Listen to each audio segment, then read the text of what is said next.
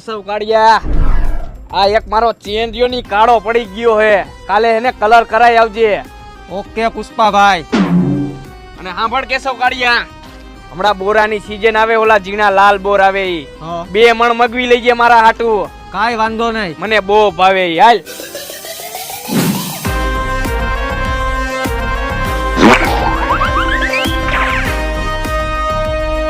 પુષ્પા, મેં સાંભળ્યું હે કે તું કોઈ દી ઝૂકતો નથી. હા સાહેબ, સાચું સાંભળ્યું હે. અને કદાચ તમે અત્યારે જોયું હોય ને તો રસ્તામાં પોયદરો પડ્યો તો. ઈ પીલાણો ને તોય પુષ્પાભાઈ ઝૂકા નથી, એમને એમ ઢહીડીને સાફ કરી નાખ્યો.